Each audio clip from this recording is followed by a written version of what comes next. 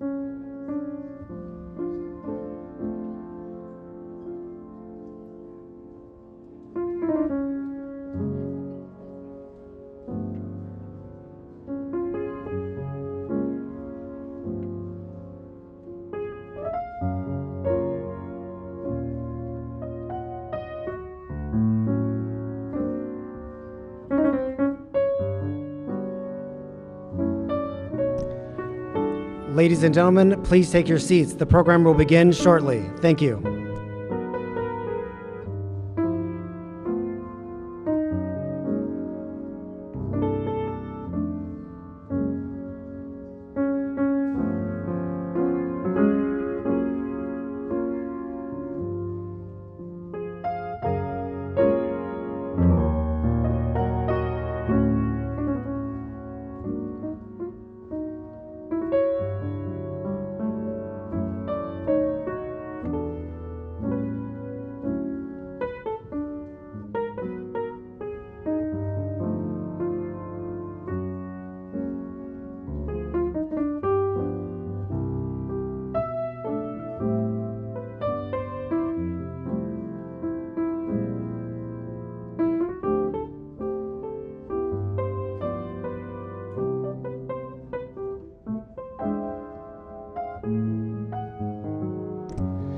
Ladies and gentlemen, the Vice President of the United States and Mr. Douglas Emhoff.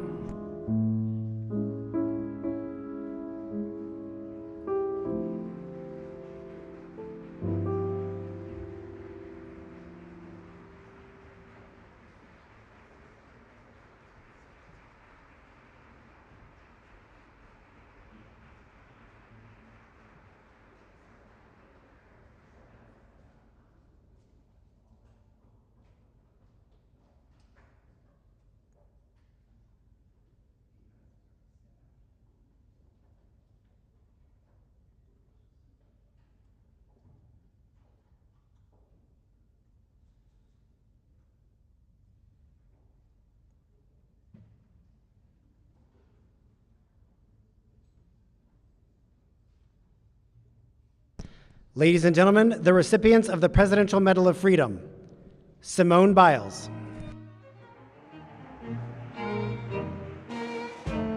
Sister Simone Campbell, Father Alex Carlustas,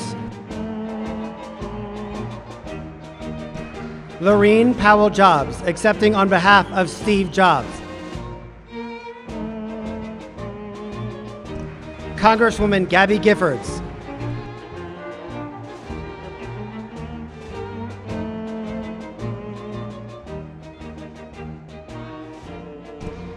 Kazir Khan,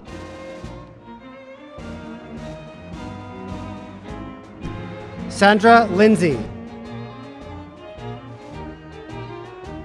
Ambassador Cindy McCain, accepting on behalf of Senator John McCain, Richard Trumka Jr., accepting on behalf of Richard Trumka,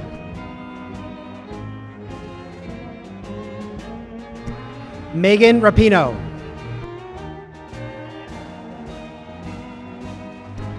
Diane Nash,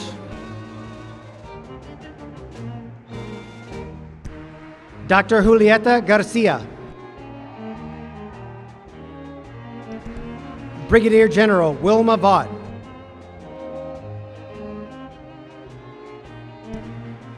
Fred Gray,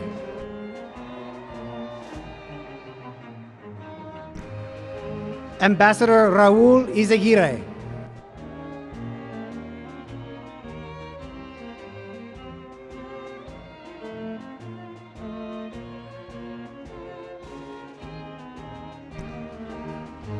and Senator Alan Simpson.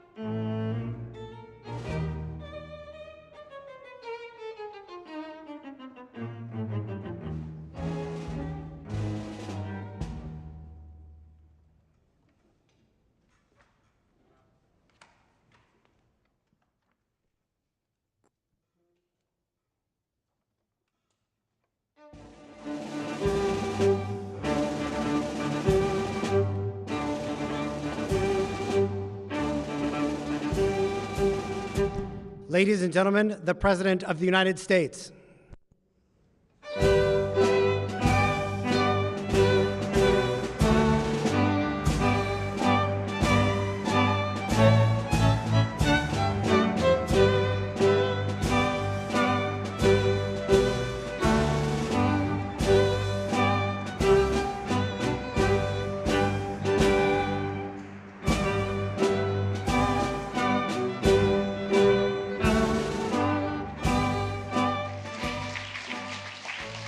Please have a seat.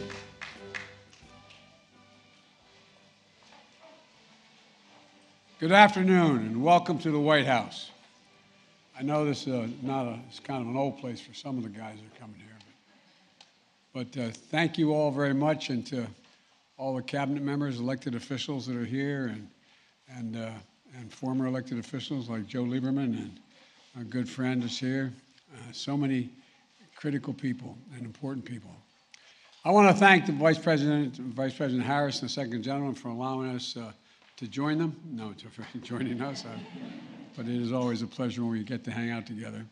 On Monday, we celebrated the independence of our nation, a nation always a work in progress, in creation of possibilities, the fulfillment of promises. That's the American story. It's not a simple one.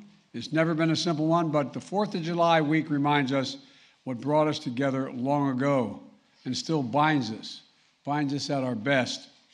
We strive for what we strive for. We, the people, doing what we can to ensure the idea of America, a cause of freedom, shines like the sun to light up the future of the world. That's the soul of our nation. That's who we are as Americans. And that's what we see.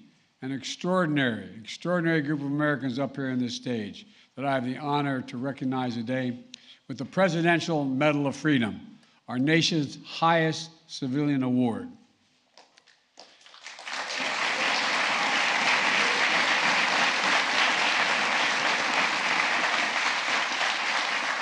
Simone Biles, the most decorated American gymnast in history, who everyone stops everything every time she was on camera, just to watch, just to see her.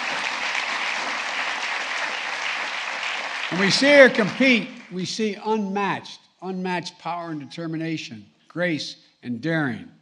A trailblazer and a role model.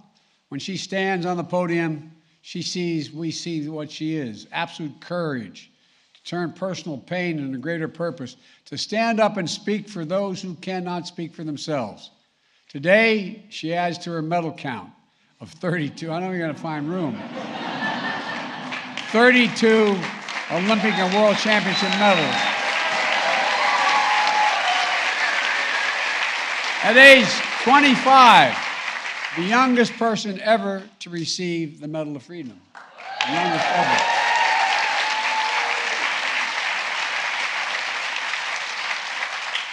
There's so much more to give.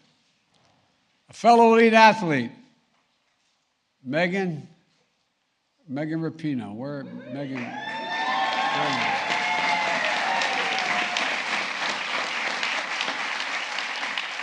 Megan is one of the most accomplished soccer players and the first soccer player to receive the Medal of Freedom. Beyond the World Cup titles and Olympic medals, Megan is a champion for essential American truth that everyone is entitled to be treated with dignity and respect. Everyone.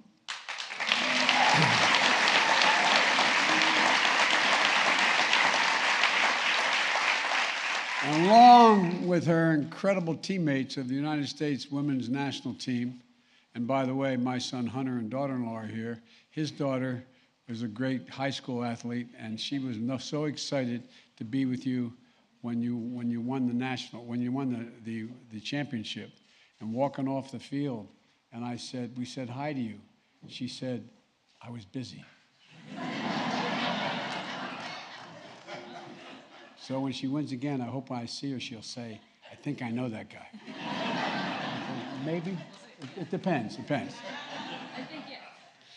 Megan did something really consequential. She helped lead the change for perhaps the most important victory for anyone on her soccer team or any soccer team, equal pay for women. And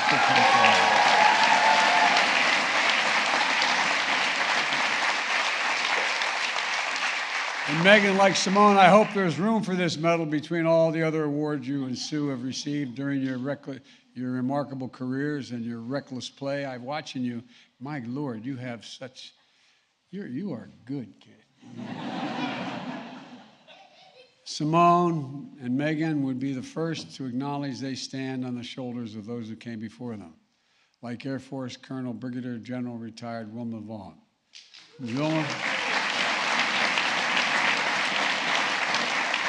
is one of the most decorated women ever to serve in the United States military. She enlisted in the 1950s because she wanted to be a leader. She did that and more, becoming the first woman in almost every leadership role she held in nearly 30 years in uniform, shattering conventions, shaping a new tradition of our military. And she couldn't stop after retirement. She led to the creation of the Women's Military Service for America Memorial and the Gateway of Arlington National Cemetery, the first museum of its kind, so that we may know and be inspired by not just her story, but by the stories of millions of women who served this nation in uniform.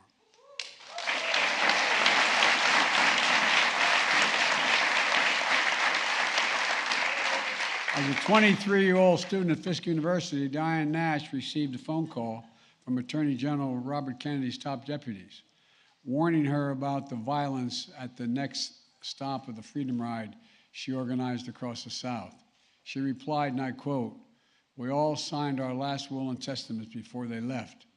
We know someone will be killed, but we cannot let violence overcome nonviolence." Look at that.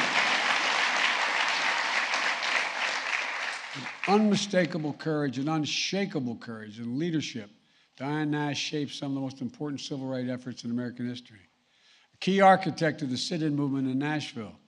After 4 little girls were murdered at the 16th Street Baptist Church in Birmingham, she called for a nonviolent movement across Alabama that planted the seeds that became the Selma Campaign 2 years later. Her activism echoes the call of freedom around the world today. And yet, she is the first to say the medal is shared with hundreds of thousands of patriotic Americans who sacrificed so much for the cause of liberty and justice for all. And by the way, she asked me to make sure to add that because she didn't want to take all the credit herself.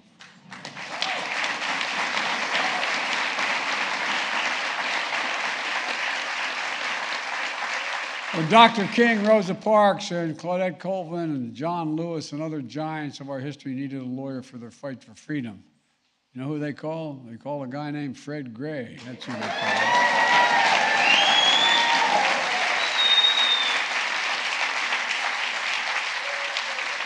One of the most important civil rights lawyers in our history.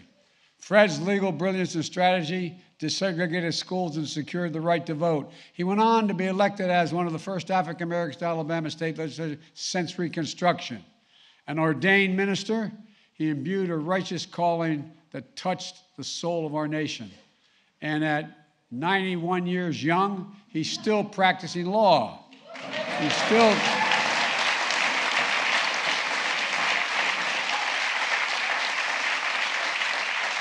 And he's still keeping the faith in the best of America. And the best of America includes Raul, you're something else, man. No, you really are. You really are. Raul was a son and a father who fled violence in Mexico and a mother who was a multi-generation Texan. Raul dreamed of American dream from San Juan, Texas, in the lower Rio Grande Valley. He served with honor in the United States Air Force, then turned a small civil rights group into one of the nation's most important ones. For over 30 years as president of the National Council for La Raza, Raul was an undaunted leader in the struggle for civil and human rights for Latino Americans. Challenging the powerful on behalf of the powerless, never forgetting where he came from and the promise of this nation. Born in Brownsville, Texas, Julie Garcia became a professor at a local community college. I know I'm biased since Jill is a community college professor, but community college professors are the best. That's the way. And I've learned teaching isn't what she or Jill does, it's who they are. It's who Juliet is. Over the course of her nearly 30-year career, she helped transform her community college into the University of Texas at Brownville, where she became its president and the first Hispanic woman to serve as the college president in American history.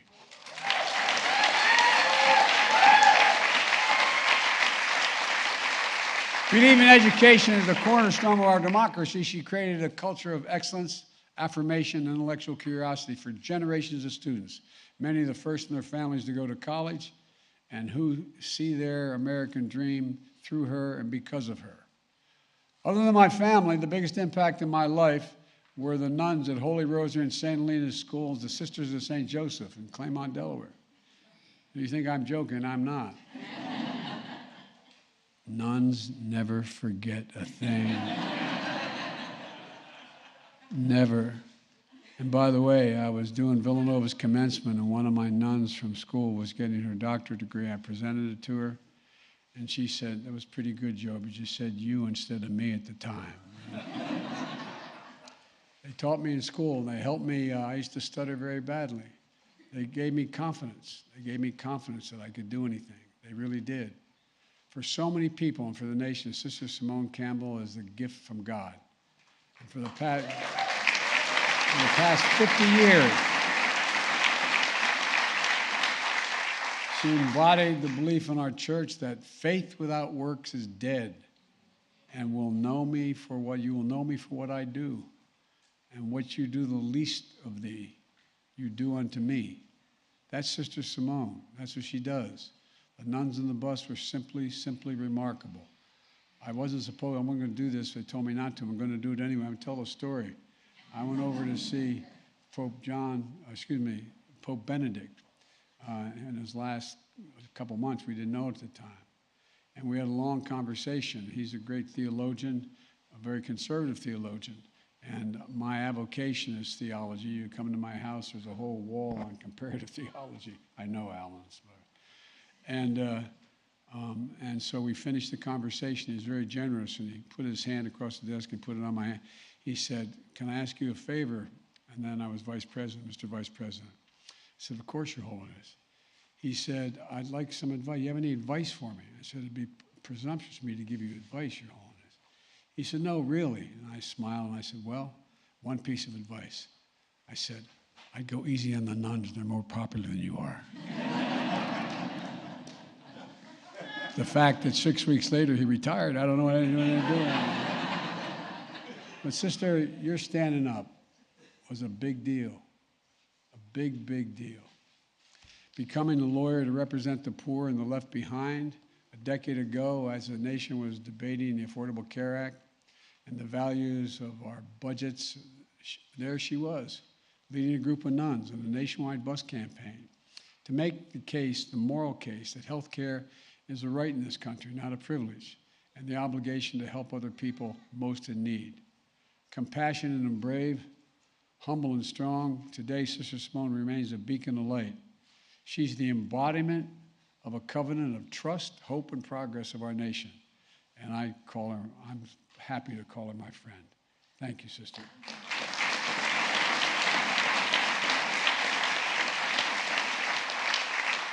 Another dear friend of mine, and the reason why back in Delaware in the Greek community I'm known as Joe Bidenopoulos. You think I'm joking. Father knows I'm not. Father asked me whether I'm still blessing we Roman Catholics bless ourselves down here into the left shoulder. Greek Catholics go down into the right shoulder. I find myself being more Greek sometimes than others. It get me in trouble. You want to know how I bless? Father, Carlustas, you, more than 50 years, your leadership in the Greek Orthodox Archdiocese of America has mattered to every prelate in the Greek Church. You've been an incredible leader, Father. A man of deep moral clarity and calling. He's advised generations of presidents and parishioners with unmatched humility and grace.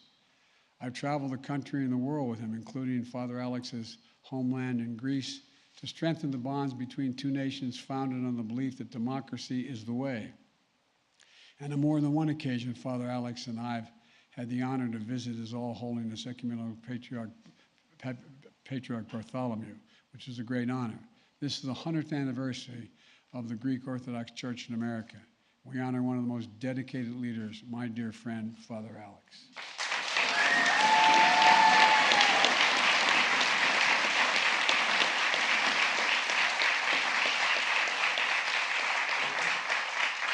And speaking of faith, when you meet Gabby Giffords, Congresswoman Giffords, you're reminded of the strength of faith.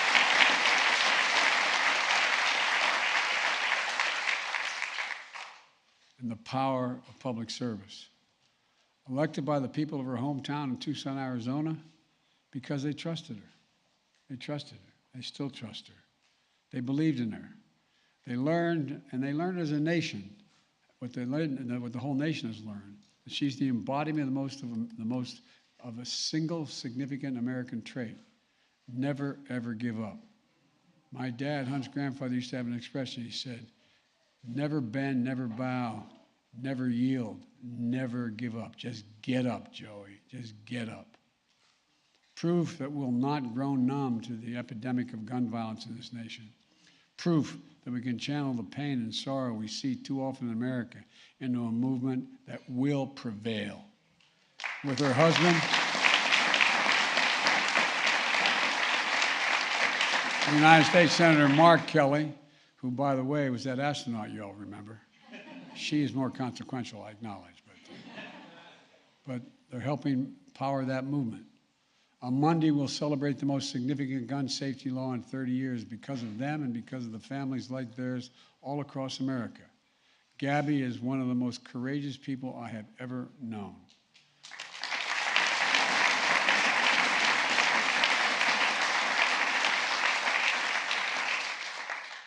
One of the most decent, stand-up, genuine guys I've ever served with, and I serve with a lot of senators, is this guy, Alan Simpson. Alan's the real deal. Former United States Senator from his beloved Wyoming, a Republican. We served together in the United States Senate for nearly 2 decades. One of the great things about Alan is he never takes himself too seriously, nor takes me seriously. All kidding aside, this is the real deal. This is one of the finest men I've ever worked with. At his core, he's always believed in the common good and what's best for the nation. We didn't agree on everything, although we agreed on a whole heck of a lot.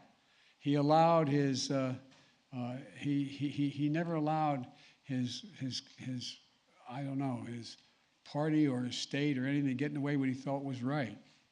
He allowed his conscience to be his guide. And he believed in forging real relationships, even with people on the other side of the aisle, proving we can do anything when we work together as the United States of America. It matters, it matters, it matters. We need more of your spirit back in the United States Senate on both sides of the aisle.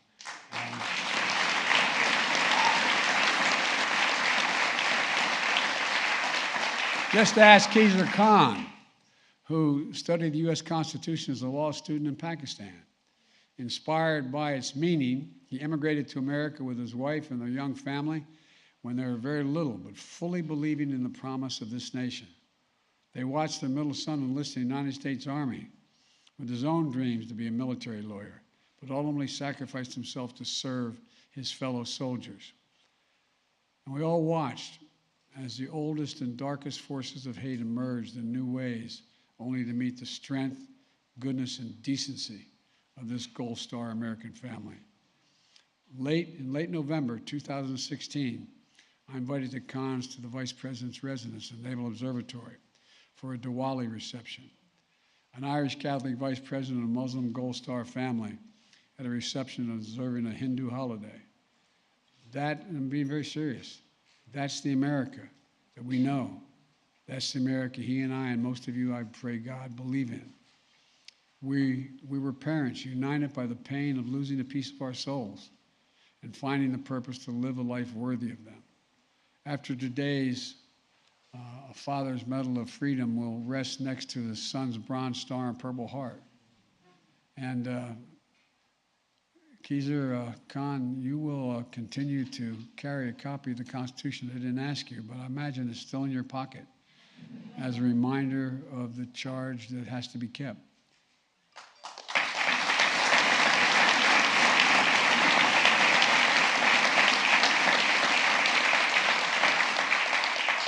When she was 18 years old, Sandra Lindsay immigrated to Queens, New York from Jamaica to pursue her dream of becoming a nurse. As director of nursing and critical care at a hospital in Queens during the height of the pandemic, she poured her heart into helping patients fight for their lives and to keep their fellow nurses safe. And when the time came, she was the first person in America to get fully vaccinated outside of clinical trials. Sandra, as I told you before, if there's any angels in heaven, they're all nurses, male and female. No, for real. They really are. Many of you who have spent a lot of time in the hospital, as some of us have, you know. Doctors let you live. Nurses, male and female, make you want to live. Make you want to live. Sandra's vaccination card and hospital scrubs and badge are part of the Smithsonian National Museum of American History exhibit on COVID-19. Today, she receives our nation's highest civilian honor and deserves it.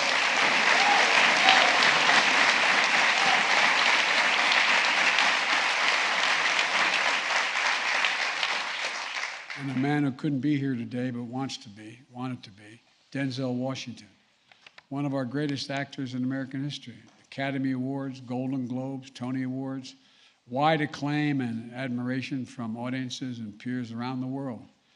He couldn't be with us today, but I'll be giving him this award at a later date when he's able to get here. I'll now turn to the three medalists who are being awarded the medals posthumously. To the families, I know receiving this award on behalf of their loved one is bittersweet. It's an honor, but it brings back everything, and it's hard. It brings you, reminds you of the day that you lost them. But I know anything and I appreciate your willingness to be here on this day. We've already seen more technological change in the last 10 years than almost ever before in history. We're going to see a lot more change in the next 10 years. And much, much more of that is because of Steve Jobs. Not just because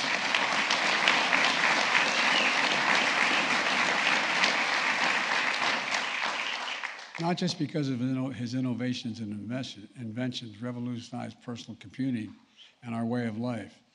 It's for his embodiment of a core American character that he believed was within each of us. Character that get tested in setback and failure, character that's true in perseverance and daring, character defined by what we leave on this earth when our time comes. And what Steve left us is something special. Technology with the capacity to improve our lives in ways that haven't even yet been thought of. And the love of his family, Lorene Powell Jobs, and their children, who I had the great honor of working with when I was doing the Cancer Moonshot in the previous administration. They carry on this incredible legacy of doing big things, perhaps biggest of all, helping us end cancer as we know it, because it matters.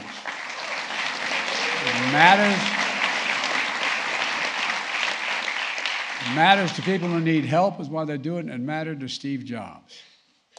Richard Trumka, he said about unions, quote, "We do America's work. No one did more work for American workers than he did." For Rich,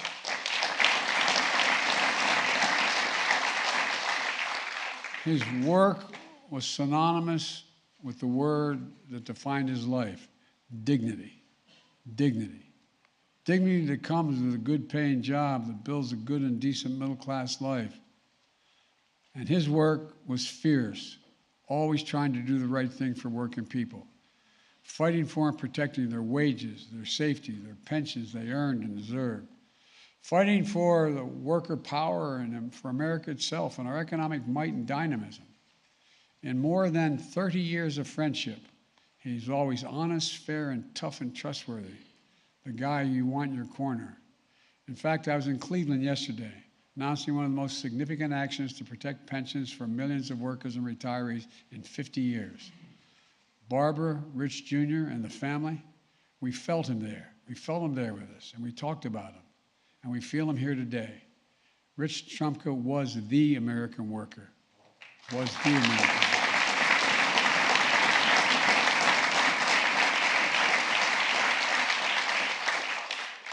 When I was a young man, too young to be serve in the Senate, but old enough to get elected. You have to yet. You can't be sworn in until you turn 30, but you can elect before that. I got elected 17 days before that. And I had the great honor, because of a guy named Mansfield, the majority leader from Montana, to put me on a very coveted committee at the time, the Foreign Relations Committee. That's when I first met John McCain a couple years later. He was a Navy liaison in the United States Senate, and a liaison to our committee. When we traveled with a Navy liaison personnel. John and I traveled the world together, literally traveled the world together. We became friends. We agreed on a lot more than we disagreed on. And although he was my Navy liaison, I turned to him for advice lots of times when we were talking about foreign policy issues abroad. But the two things we never talked about. We never talked about his imprisonment in the Hanoi Hilton, nor the death of my wife and my daughter. The pains were significantly different, but somehow we seemed to sort of understand one another. It was a long time ago. We both wanted to make things better for the country that we both loved, and that never wavered. In fact, I admit to my Democratic friends, I'm the guy that encouraged John to go home and run for office, for real, because I knew what incredible courage, intellect, and conscience he had. We used to argue like hell on the Senate floor, but then we'd go down and have lunch together afterwards, as you remember. We ran against each other, which I didn't like, on tickets to the highest office in the land. I was the candidate for vice president, he was the candidate for president. I never stopped admiring John, never said a negative thing about him in my life, because I knew his honor, his courage, and his commitment. That was John McCain. And the code he inherited from his family that served before him is passed on to his brothers, sisters, children, grandchildren today. Cindy, Madam Ambassador, and the family, I'm honored you have to accept this medal on his behalf. As they say in the Senate, a point of personal privilege. I was John was staffing me on a trip to Asia in the late 70s. And we stopped in, there you are, we stopped in Hawaii. And Cindy, I think you were there on vacation. And you were talking to my wife, Jill. And John kept looking at her. and he talked about her. So Jill and I did something which was a little presumptuous. We made sure they introduced one another. He still owes me. I think it's the best thing we ever did for John. The very best.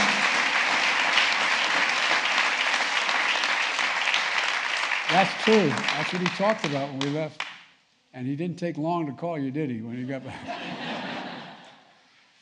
My fellow Americans, please congratulate this year's Presidential Medal of Freedom recipient.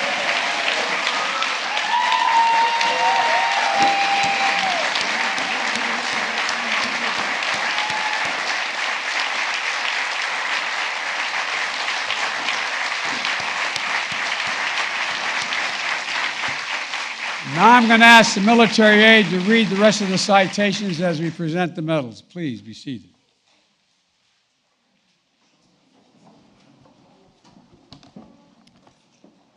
Simone Biles.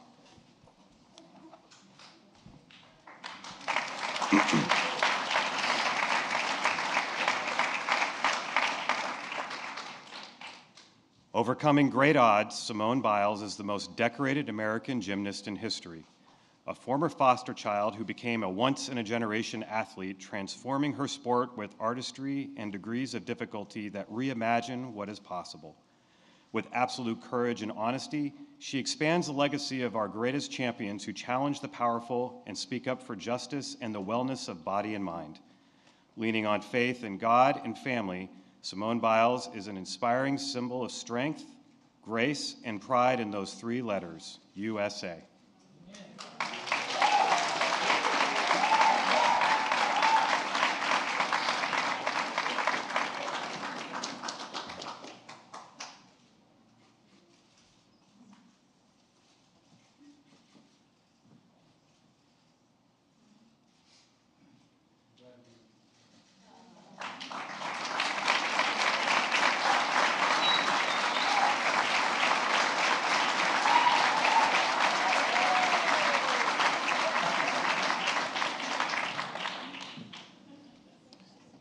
Simone Campbell.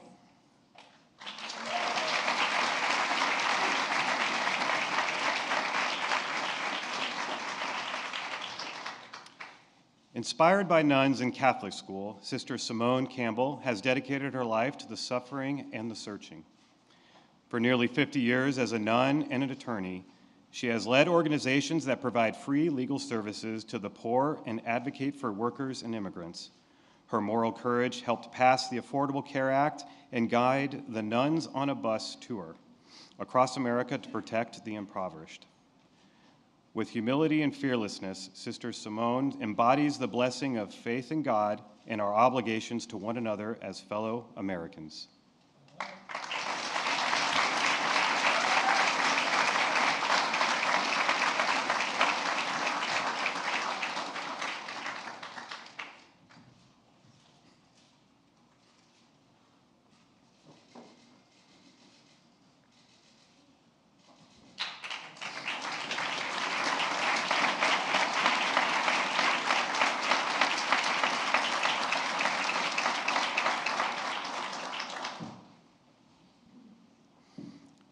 Julieta Villarreal Garcia.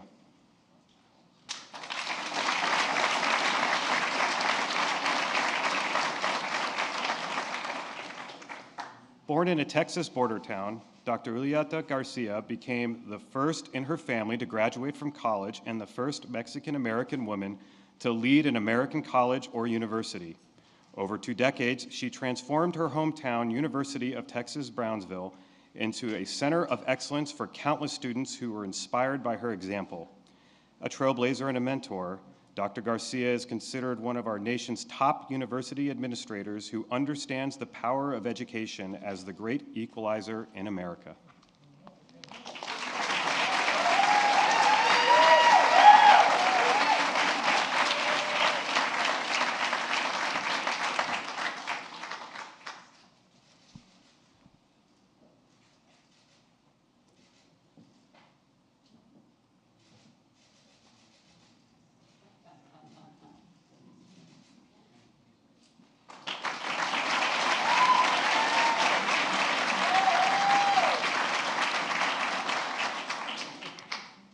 Gabrielle Giffords.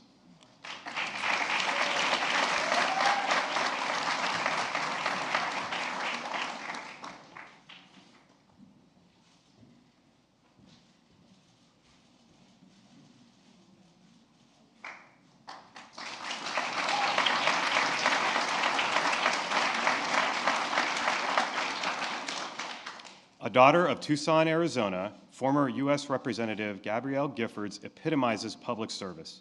Voters elected her 5 times to state and federal office. Even after that January day in 2011 that shocked our nation's conscience, she summoned the courage to keep serving.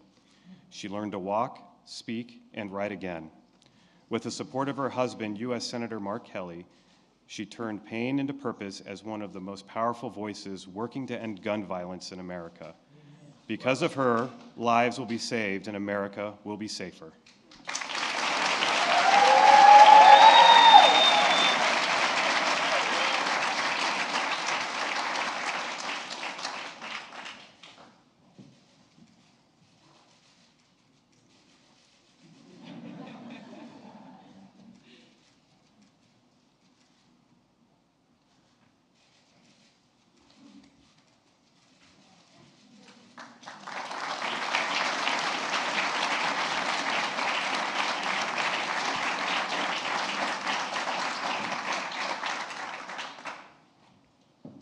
Fred David Gray.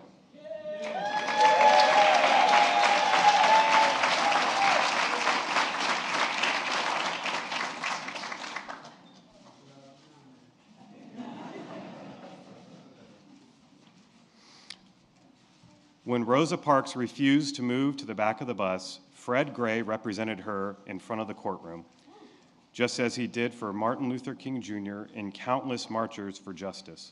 Risking his own safety, he helped secure voting rights, desegregate schools, and win other battles for the soul of our nation.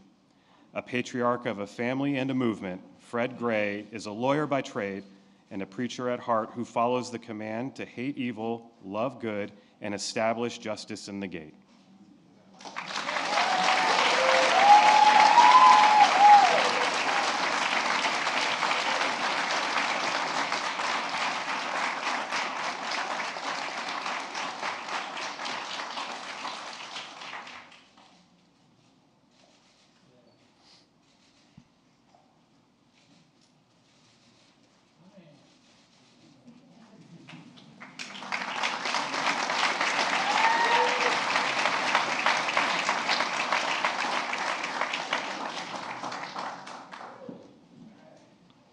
Lorene Powell Jobs, accepting on behalf of Steve Jobs.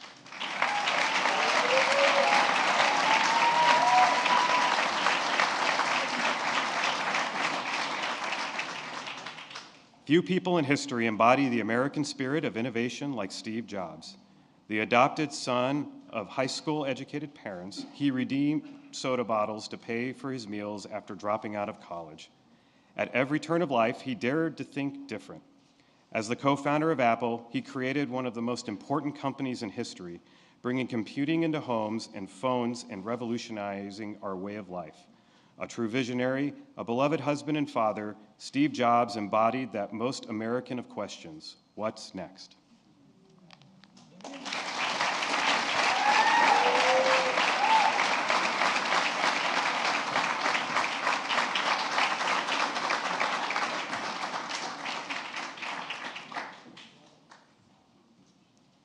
Alexander Carlustas.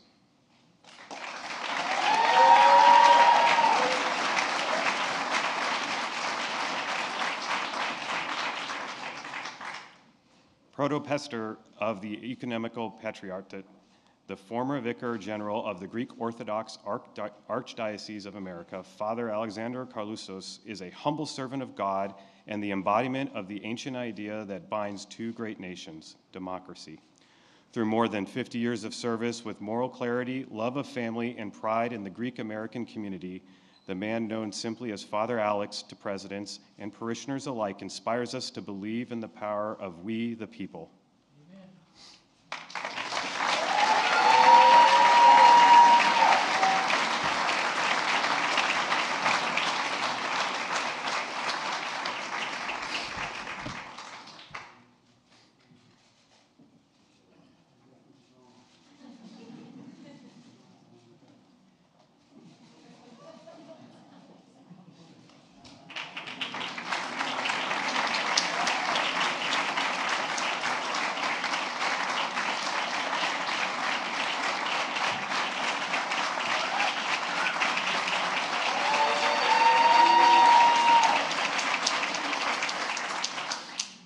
Kazir M. Khan.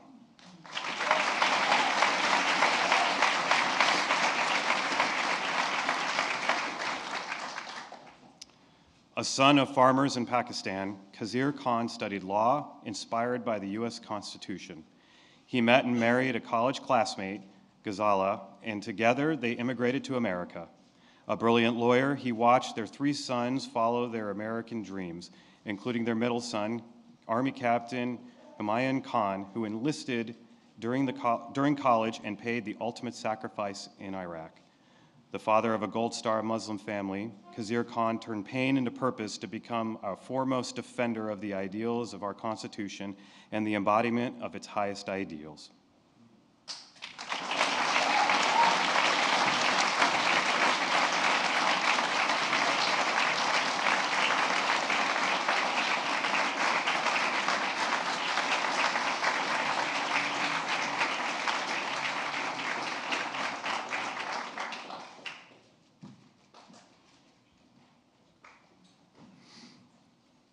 Sandra Liza Lindsay.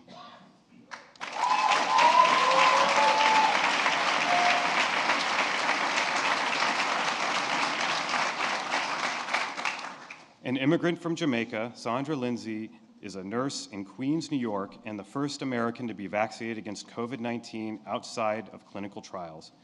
At the height of the pandemic, she directed a team of nurses as they worked tirelessly to save patients while risking their own lives.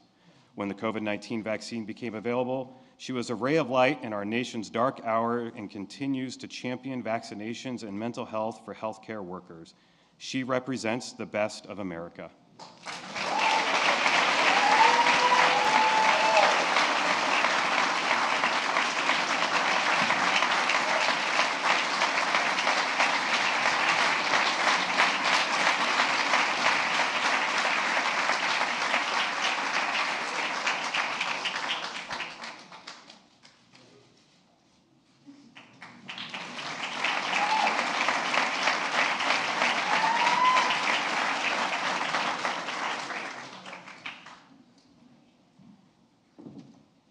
Cindy McCain, accepting on behalf of John S. McCain III.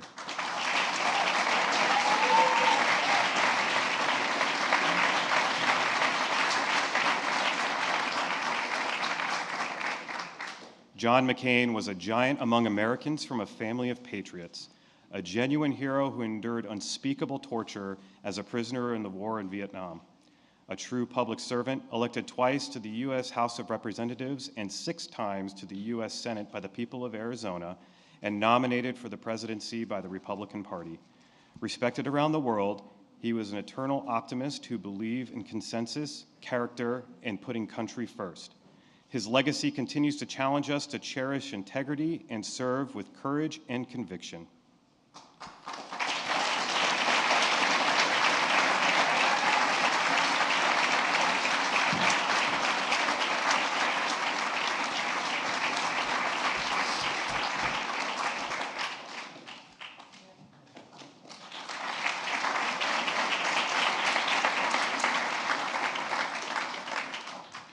Diane J. Nash.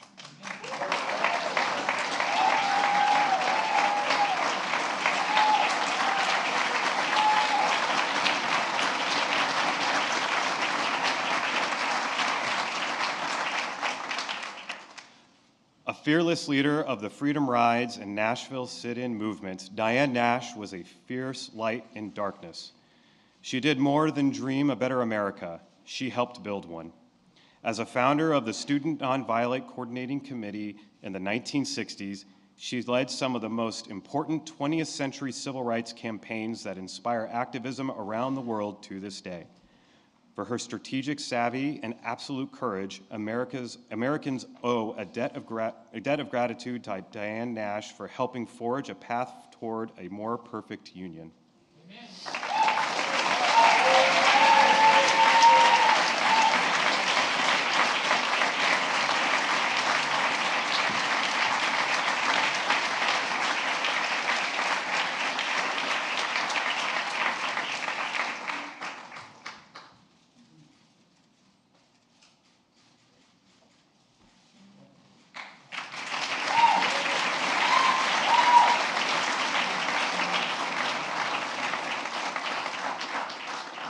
Megan Rapino.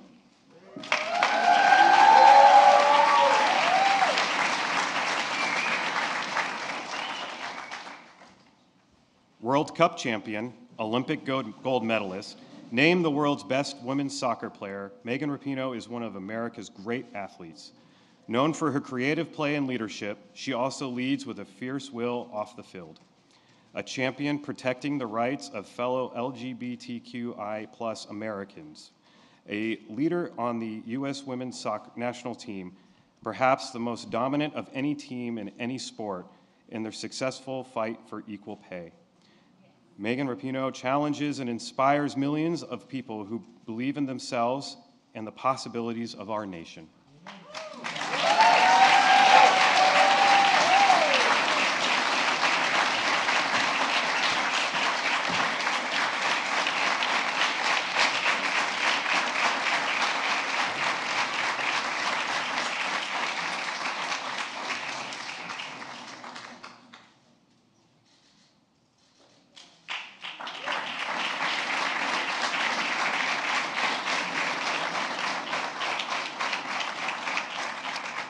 Alan K. Simpson.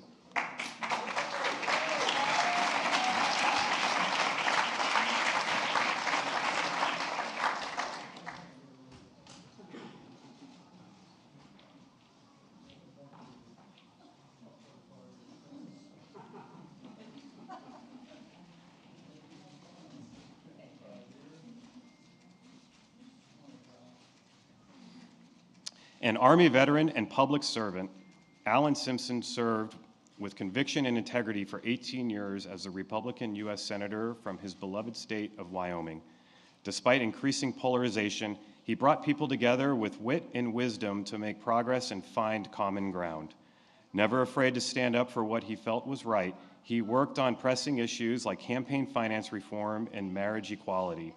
Alan Simpson exemplifies our national ideas of civil discourse, responsible governance, and public service.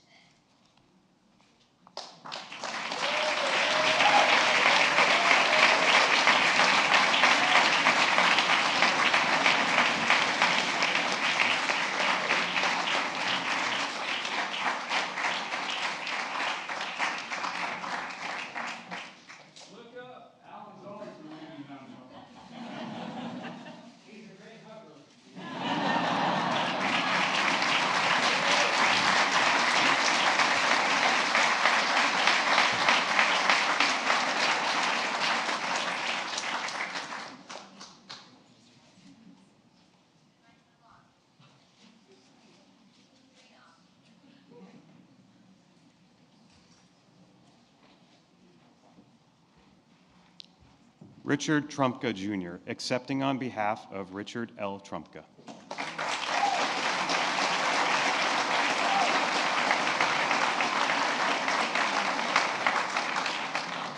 The son of a coal miner, Richard Trumka followed his father into the mines to later become the president of the United Mine Workers and president of the AFL-CIO. He never forgot where he came from and always fought for the dignity of working people. He built worker power by speaking truth to power, knowing that the middle class built America and unions built the middle class. No one did more in the last half century to build unions than Richard Trumka did. A beloved husband, father, and grandfather, he was the American worker.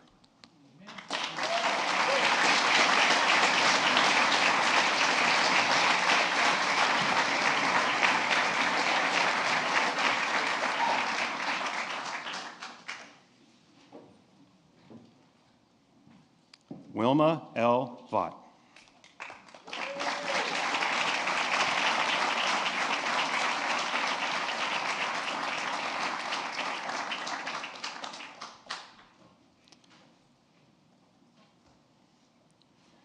Retired Air Force Brigadier General Wilma Vaught is one of the most decorated women in the history of the United States military. Enlisting in the 1950s, over the next 28 years, she would serve in Vietnam, Europe, and across America, continually rising in rank to become the first woman to hold every job she ever had.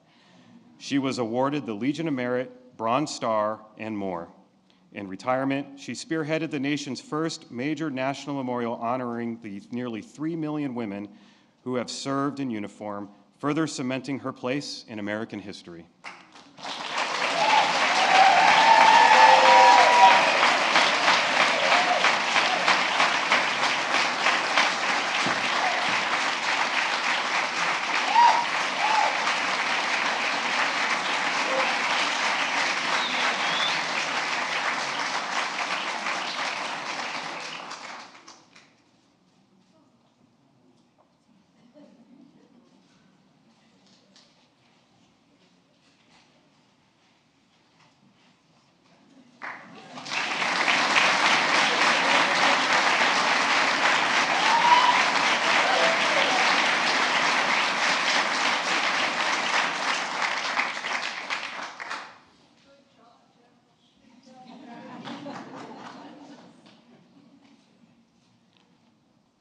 Raul Izaguirre.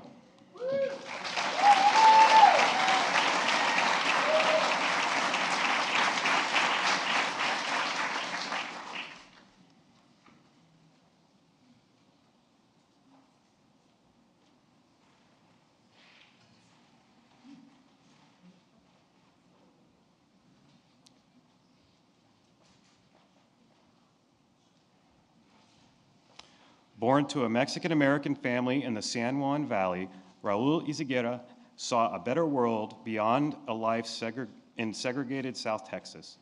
After serving in the Air Force, he became one of our nation's preeminent civil rights leaders as president of the National Council for La Raza. Over 30 years, he has forged immeasurable progress on voting rights, education, and more to deliver the promise of America to millions of Latino Americans. In service to our nation, he has helped ensure that America remains a land of possibilities.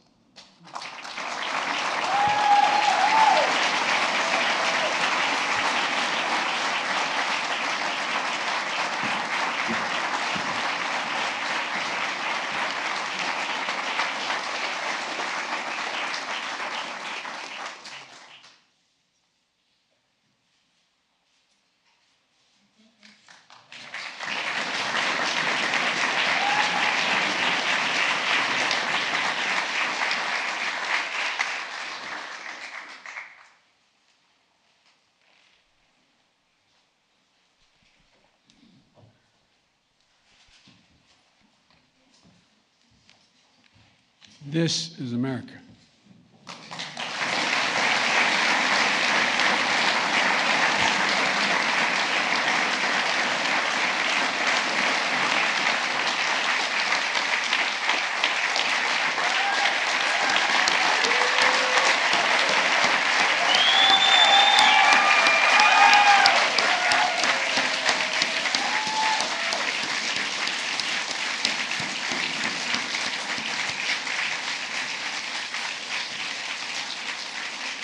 Folks, this concludes this event, but we have a reception. I hope you'll stay and enjoy it. Again, thank you, thank you, thank you all. Ladies and gentlemen, please remain in your seats as the President, Vice President, Second Gentleman, and medalists depart the East Room. Thank you.